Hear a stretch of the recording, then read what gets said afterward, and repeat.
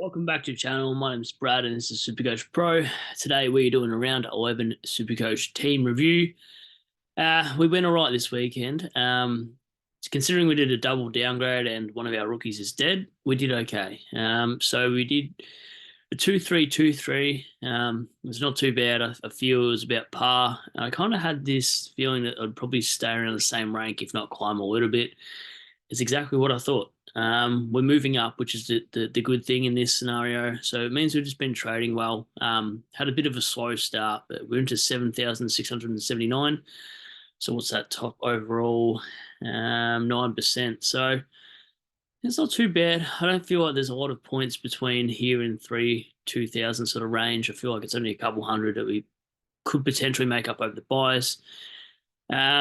So yeah, see how we go. I'm not too sure what my trades are. And I've had a huge weekend. I had my boy with me, so it's been a long one. I did a 6 hour road trip yesterday at 6 a.m. and then came back at 1 p.m. basically, and then I started work at 2 and finished at 10. So I haven't been able to do a round review because I literally had a 16, 17 hour day yesterday.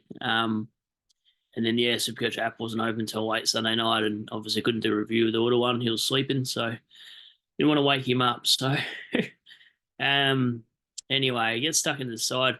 I watched a few games here and there, especially going for walks and the pram and stuff. So I can't give you an amazing detail to each player, and you've probably already seen most anyway because it is now Tuesday morning, and you probably see this Tuesday night around dinner time or something like that. Anyway, so I was smart enough to go to VC Ryan in the end over Sarong, and that was because a bloke on Twitter named Pig Mentality was telling us the matchups and the Collingwood week points to defenders. So I went with that, to be honest. It was between Ryan and Sarong all week anyway, but that just put me over the line with Sarong. So Twitter's a great outlet, honestly, for a few little different things that you don't see on people's channels that you go, oh, okay, all right, I might actually go there. And I did. So Ryan was a gut feel anyway, but took the punt and just thought, yeah, 132, we're not going to risk it. I think anything over 125 we've seen in the last few weeks, you just take it now. So there's no point trying to go Gawn. But hindsight's a wonderful thing, of course. And then you got Dacos 130. He's been so consistent. I probably haven't used him enough, to be honest. I don't know why, but I just kind of always looking for a bloke with a VC of a 150, and Dacos doesn't give me that vibe yet.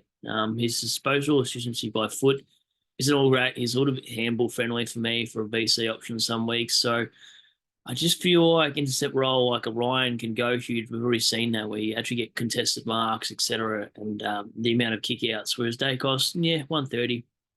I know there's only 2 points difference between it, but I thought Ryan might have had a better ceiling. Houston 77. Yeah, look, if you've owned Houston in the past, which I have, he's actually had a lot worse floors. He's normally like a 54 kind of guy. So pull out a 77 is fine. Probably not against the opposition I was expecting. But they don't use him as much. Like they've got a lot of other backline players down there.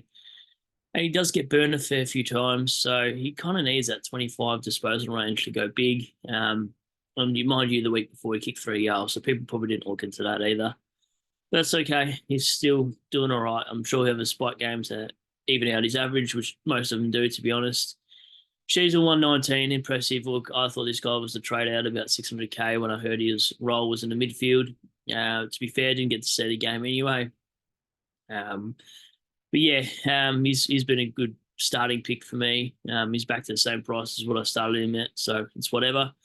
Young, 105, probably a frustrating pick because I've said this multiple times. He's the kind of guy that he's got to do a lot to get his score, and I don't know why that is. It's like champion data, like really push for him to play a really good game to play okay points. So if he was a Bont or a Gawn, he'd be scoring like 125, 130 every week, in my opinion.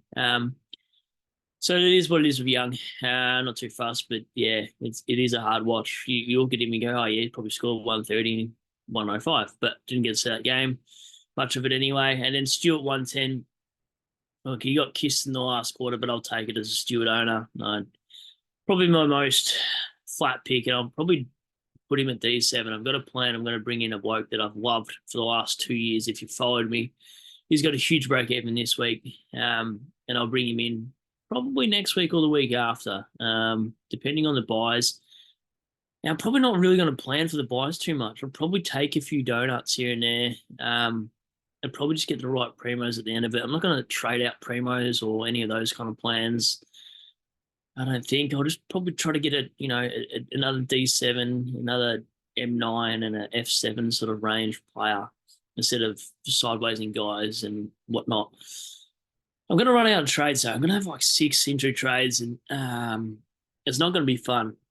But enjoy the ride. And then Combat 87, yeah, well, people death rode him, and he's gone now 98, 80, and 87. So the role was there. Clarko just had to put him there and leave him there. And that was the issue with Combat and why people were scared off, because, there was talk about him being ruck forward. It still might happen, but you just got to call him at the right time. And then Hall, he's just a dead pick. He's the equivalent of everyone's Zach Reed. Anyway, following into midfield, 91 from Sarong.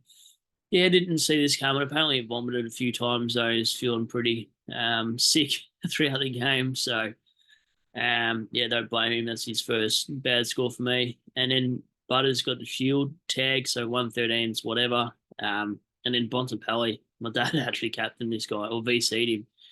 So, VCing a guy after a 93 the week before is pretty crazy. So, well done to my dad for that. This is the same man that picked Ryan Mansell up, though, a few weeks ago now. So, he's a strange SuperCoach player, but he always bring in players I haven't heard of or don't know much about. Like the other day, he's like, oh, I brought in, who was it? Sam Day from Gold Coast. And I'm like, don't. His job security is pretty bad. So I do got to advise him because he does go wild with some picks and definitely chases points. I'm waiting for him to ask me about Salem, which we might talk about in a live stream, I'm sure, tonight or tomorrow night, depending when I feel like going live.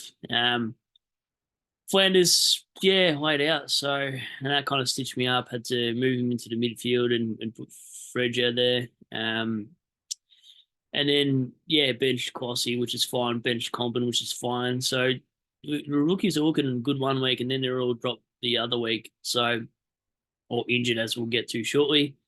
And then Steele and Miller,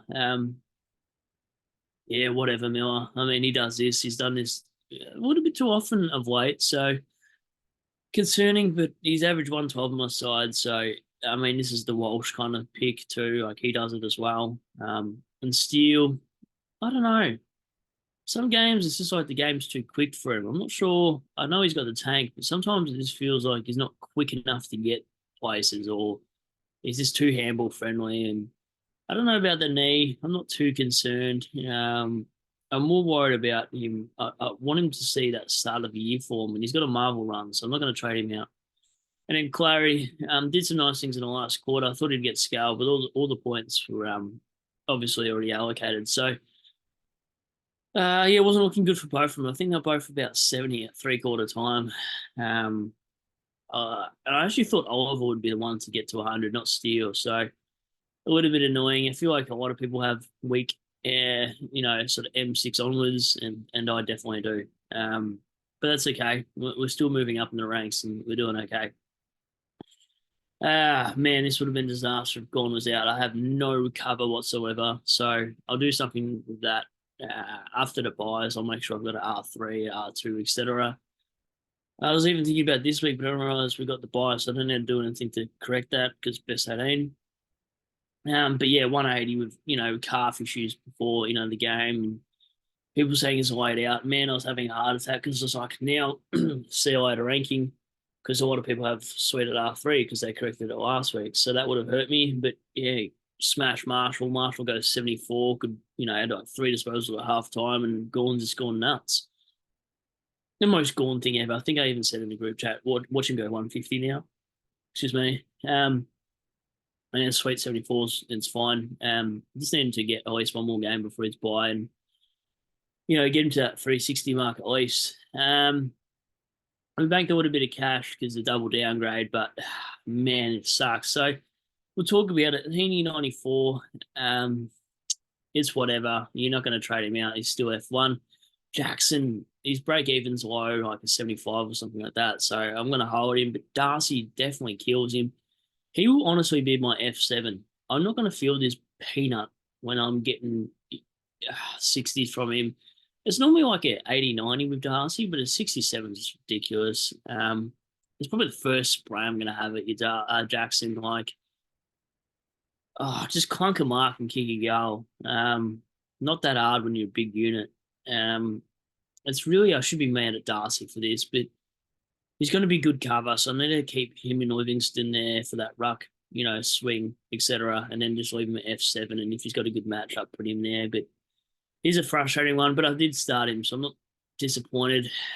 I am disappointed, but I'm not mad. I'm just disappointed. You know when your parents said that when you were younger? I don't think mine did, though. Anyways, Reed 73. Yeah, I really want to get rid of him. His break even's at 50. And he's got a good matchup this week. Same with Wilson. His break even's like 90 odd, and he's got West Coast. So,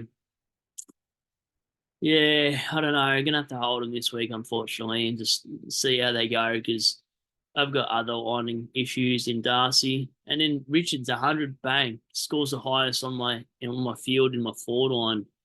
Thinking, what a great rookie. I've gone 2 rookies, gone 76 and 100. And then you find out he's got off a plane in a moon boot. He's injured for a month, and all the players at Collingwood will be back by the time he gets back, so he'd probably be a sub-candidate. But there's just no point trading him now. You can deal with one dead rookie in your forward line, not 2. So if I have to trade him on his buy, I might. But we've got some mid-season draft players that you might be able to make 100K off Richards and flick him.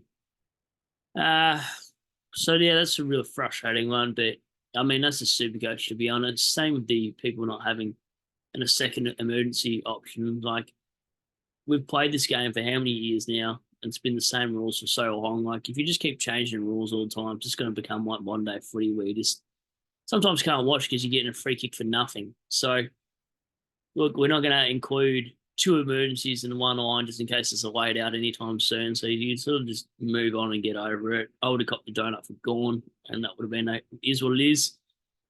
Same opinion on the rookie roulette thing. Look, Revel got a 64, wasn't named sub.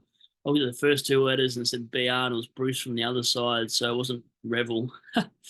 So that was a nice relief. And then 42 from Darcy. I don't know, just can't play at Marvel apparently. And then Garcia, another good game in the VFL. So hopefully he comes back. Rogers was sub. So yeah, look, I don't know what to do with trades this week. I'm a bit torn. I might use the 2 trades. I've got to get rid of Darcy's. Break even's 93. And probably Sharp because I've got to get rid of him on his buy anyway. Man, you wait this time to do a video and then you can't even show what your trades might be. So I think Darcy and Sharp go for 2 primos or sort of primos. Now, I don't know in my ruck line if I don't know if you guys can see this message, but it says, anyway, I don't know if I want to pick a pod ruckman like a Darcy Cameron potentially over an English because he's got now solo ruck with Cox out for 6 weeks potentially, which is majority of the season. Or you grab Curnow and Brian Myers now. Could do that. I still do need Fisher and probably Rao, and I'll probably still grab Tom Green. I do have a thought on Tom Green. Maybe if you catch my live, you'll understand my process about picking him up next week at 490, and probably Fisher has to finish off that 4-9 as well. I can't do my trades. It says, I can't even get a glimpse of it to actually read it. It says it so fast, but I might go through that on short turnaround because I did a late video. So Thursday night game, probably have to do a Thursday preview in 2 days and see if I've come up with anything interesting there. For my trade plans, I'll probably go live tonight. If I don't, it'll be tomorrow night at worst. And a live time for me on a weeknight's normally after 10 p.m. Somehow I finish work early, which is never really a thing. So yeah, sorry for the delay. I just had a huge weekend. Being a dad is a lot, as you guys probably know anyway. So I'll catch you on the next. And if you got any trade plans, let me know in the comments. I'll see what I think of them. Or just send me your team name and I'll have a look at your team name and go from there. Yep, I'm definitely checking out. SuperCoach page is refreshing, so I'll leave it there and catch us next.